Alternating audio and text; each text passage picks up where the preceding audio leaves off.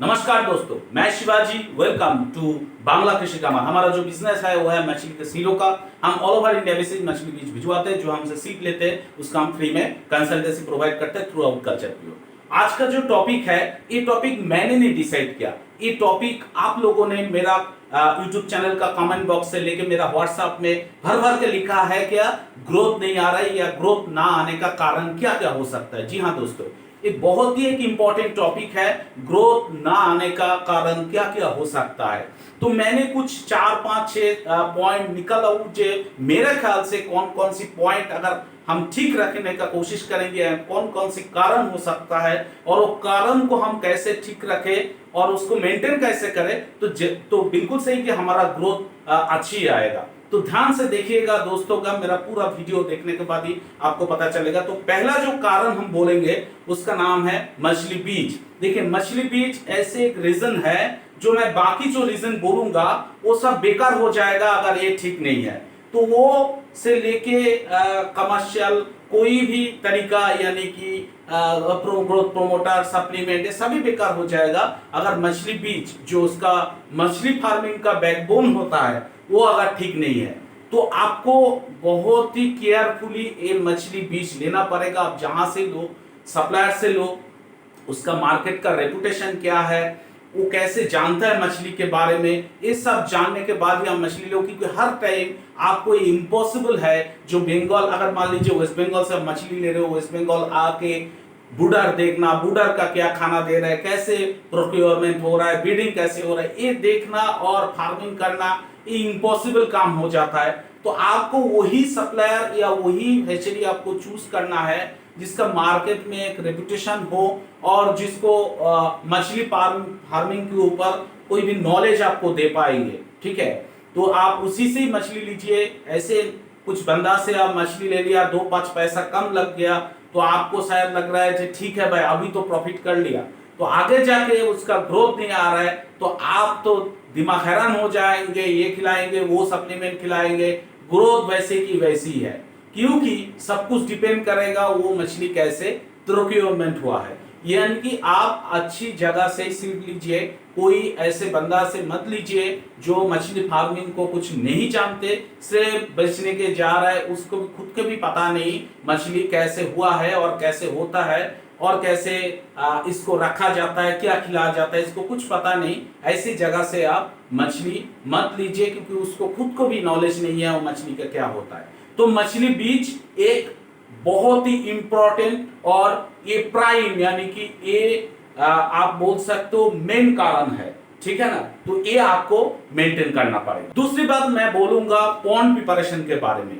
देखिए, हम लोग जब भी खेती बाड़ी करते हैं, हम लोग जब भी देखा है जो खेती के टाइम हम बहुत अच्छे से खेती को रेडी करते हैं, पानी, फर्टिलाइजर, ट्रैक्टर वगैरह देके अच्छी से करते हैं। उसके बाद ही हम लोग कोई बीज डालते हैं या धान वगैरह हम लोग करते हैं।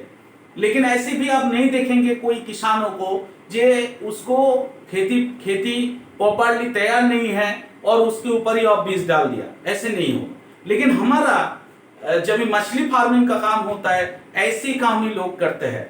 मैक्सिमम कुछ चूना डाल दिया, बस पॉन्ड प्रिपरेशन खत्म, पॉन्ड प्रिपरेशन हो गया, सिर्फ चूना डाल दिया हो गया।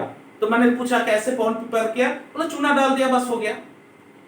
पॉन्ड प्रिपरेशन बहुत ही एक इंपॉर्टेंट चीज है क्योंकि हम लोग जब भी हमारा जो उत्पादन होगा यानी कि प्रोडक्शन होगा वो हमारा पॉन्ड से ही होगा। तो पॉन्ड का पानी डिपेंड करेगा आपका मिट्टी कैसा है। तो मिट्टी से लेके पानी दोनों का ही बहुत अच्छे से मेंटेन अगर कर लिया आप तो आपको मछली एकदम सुस्त भी रहेगा और ग्रोथ भी ठीक ठाक रहेगा। इसीलिए पॉन्ड प्रिपरेशन बहुत ही जरूरत है, जिसका आगे मान के चलिए जो अभी मैं पिछले कुछ वीडियो में बोलता हूँ जे फ्राई साइज या स्पॉन को हो सकता है, कैटफिश हो सकता है, आईएमसी, ये दोनों का ही इसी टाइम प्लैंकटन का बहुत ही इंटरेस्ट रहता है। बाद में कुछ मछली का प्लैंकटन के ऊपर इंटरेस्ट रहता नहीं, कुछ मछली का जो हम लोग घर के बनाए खाना के ऊपर डिपेंड करेगा, तो हम लोगों को भी प्लैंकटन का ख्याल रखना पड़ता है। प्लैंकटन बरकरार रखने के लिए हम लोग महीनों का फर्टिलाइजर देते हैं, इनके महीनों में एक बार फर्टिलाइजर देते हैं। लेकिन प्राइम फर्टिलाइजर यानी कि तैयार करने का समय जो फर्टिलाइजर लगता है वो सभी मछली के लिए सेम है, चाहे वो आईएमसी हो चाहे वो कैटफिश हो। यानी कि खेती बाड़ी जो लोग करते हैं, खेती को इतना अच्छे से रेडी करते हैं, तो हम लोग पॉन्ड के ऊपर क्यों नहीं रेडी करते? हम लोग को भी पॉन्ड को अच्छी से प्रिपेयर करने के बाद ही हम लोग आगे जाके मछली डालेंगे। मछली डालने के समय बहुत ही हम लोग जल्दबाजी कर लेते हैं जी, भाई टाइम चला जा रहा है, जल्दी से मछली डालो, सिर्फ चूना डाल दिया बस हो गया। तो मेरा भी बहुत सारे तरीका है, ऑलरेडी मैं वीडियो में अपलोड कर चुका हूँ ये मछली ये पॉन्ड प्रिपरेशन के बारे में, आप वो देख सकते हो आपका रेफरेंस के बारे में, और नहीं तो आपको लोकल फिशरी साइंटिस्ट से भी आप पूछ सकते हो। ये होता है दूसरा कारण। तीसरा कारण मैं जो बोलने जाऊंगा वो है स्टॉकिंग। स्टॉकिंग एक बहुत ही इंपॉर्टेंट रीजन होता है। पॉन्ड है तो जितना सारा हो सकता है मैं मछली डाल दिया। देखिए पॉन्ड का कैपेसिटी और पॉन्ड का प्रोडक्शन यानी कि वो कितना प्रोडक्शन लेंगे और कितना वो रख पाएंगे, ये दोनों अलग चीज है। जितना रख पाएंगे उतना ही उसका प्रोडक्शन कैपेसिटी है नहीं। प्रोडक्शन कैपेसिटी रखने से अलग होता है। तो हम लोग क्या करते हैं, आईएमसी को भी हम लोग हाई डेंसिटी में फार्मिंग करवा देते हैं और उसके बाद ये सारे प्रॉब्लम आ जाता है। तो स्टॉकिंग एक बहुत ही इंपॉर्टेंट चीज है, जिसको आप मान लीजिए एयरेशन और पानी बदलने का सुविधा हो उसका स्टॉकिंग एक तरफ होगा, जिसके पास एयरेशन नहीं है, पानी बदलने का सुविधा नहीं है, उसका स्टॉकिंग अलग होगा। और आईएमसी का स्टॉकिंग अलग होता है, हाई डेंसिटी का फार्मिंग का मछली का स्टॉकिंग अलग होता है। रूह का स्टॉकिंग से वियतनाम कोई या सिंगी मागुर का स्टॉकिंग एक नहीं हो सकता। तो स्टॉकिंग के बारे में मैं भी बहुत सारे वीडियो में बोलता हूं। मैं टेक्निकली इसीलिए बोलना मेरा वीडियो में पसंद करता हूं क्योंकि टेक्निकली अपग्रेड होना है। मैं बैठ के कुछ इंफॉर्मेशन या स्टोरी सुनाने का बात नहीं करता। मेरा यूट्यूब चैनल में किसी भी वीडियो आप देख लीजिए, मैं बैठ के स्टोरी नहीं सुनाता, मैं टेक्निकल आपको नॉलेज देता हूं कि आपको टेक्नोलॉजी का साथ चलना है। इसीलिए स्टॉकिंग एक बहुत ही इंपॉर्टेंट चीज है। आईएमसी हाई डेंसिटी में इतना कितना परसेंटेज जाना है उसको मैंने बहुत सारे वीडियो में बोला हुआ, आप देख लीजिएगा। लेकिन स्टॉकिंग एक बहुत ही इंपॉर्टेंट चीज है ग्रोथ ना आने का कारण।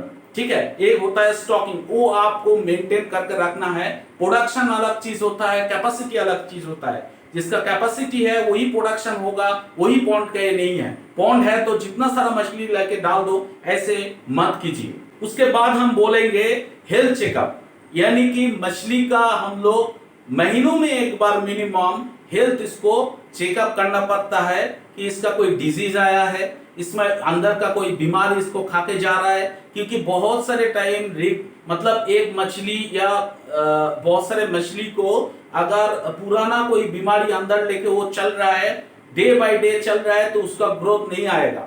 सामने से नहीं भी दिख रहा है तो आपको फीडिंग मान लीजिए कम लग रहा है या फीडिंग नहीं भी लग रहा है, तो आप लोग समझते नहीं जो कैसे हो रहा है। लेकिन महीनों में एक बार आप पॉन्ड को बिल्कुल 100% नेटिंग कीजिए, और कुछ नेटिंग करने के बाद मछली का स्वास्थ्य देखने का जो नेटिंग छोटा वाला जाली लेके वो कीजिए, और मछली का हेल्थ देखिए वो ठीक है क्या नहीं, पूंछ देखिए, फिन देखिए, सब उठा के देखिए। देखने के बाद आप डिसाइड कीजिए कोई प्रॉब्लम हो। अगर रेगुलर बेसिस आप चुनाव वगैरह डालते जाएंगे तो ये प्रॉब्लम नहीं आएगा। लेकिन कुछ जगह मैंने देखा हो जो बहुत सारे बीमारी लेके चलता है, खाना भी कम लेता है, लेकिन फार्मर वैसे ही छोड़ के रखा है। जब हार्वेस्टिंग का टाइम आता है नेटिंग तभी करता है। आप ये मत कीजिए, एक महीनों में एक बार मिनिमम आप नेटिंग कीजिए। और हाँ, इतना बड़ा पॉन्ड का फार्मिंग कर रहे हैं, छोटा सा एक किट मिलता है एमोनिया पीएच से लेके ये सब मापने का, छोटा सा किट एक रख दीजिए। बिल्कुल आपका पीएच से लेके एमोनिया बिल्कुल चेक करिए। जिसका जगह पीएच इधर उधर करता है, सुबह एक होता है, रात एक होता है, शाम एक होता है, उसका पॉन्ड प्रिपरेशन से अच्छे से करना पड़ेगा। और इसको मतलब कैसे निपटना है मेरा वीडियो है, आप देख लीजिएगा। यानी कि एक किट रखना है और एक बुक मेंटेन करना है जिसमें हम लिखेंगे ग्रोथ कैसे कितना आया और इसको बीमारी कुछ है क्या नहीं। ये यानी कि मछली का हेल्थ चेकअप और साथ में पानी का हेल्थ चेकअप, ये दोनों ही आपको ठीक तरीके से करना पड़ेगा महीनों में मिनिमम एक बार। और इसके बाद मैं बात करूंगा पॉन्ड का एनवायरनमेंट के बारे में। कुछ जगह में मैंने देखा हूँ पॉन्ड रखा है, इतना सारा पेड़ और पेड़ का पत्ता पानी में गिर के बहुत सारे प्रॉब्लम आ रहा है, और इतना सारा पेड़ के वजह से उसका जो धूप है वो ठीक तरीके से नहीं पहुंच रहा है। तो एनवायरनमेंट थोड़ा सा क्लीन रखना पड़ेगा, और पेड़ वगैरह है जो पत्ता वगैरह जाता है तो काट डाल के एक शेप में लाइएगा, जिसमें आपका पॉन्ड में जो धूप है वो अच्छी तरीके से आए और ठीक ठाक मेंटेन रहे। जिसका पॉन्ड का जो साइड गार्डवाल होता है क्लीन करके रखिएगा, और चाहे तो हो सके अगर बजट आपको परमिट करे तो उसमें आप नेट देके अच्छी से रख दीजिएगा। जो जंगली मछली वगैरह है तो वो फ्रॉग वगैरह है वो नहीं आ पाए, इसलिए बहुत अच्छे से रखिए। और पेड़ वगैरह थोड़ा सा आप जो उसका जो ब्रांच वगैरह होता है कट डाल के एकदम एक शेप जैसा रखिएगा। इसीलिए मैं बोल रहा हूँ पॉन्ड एनवायरनमेंट एक बहुत ही चीज है मछली का ग्रोथ के ऊपर। उसके बाद मैं बात करूंगा क्वालिटी फीड का, यानी कि मछली का खाना का।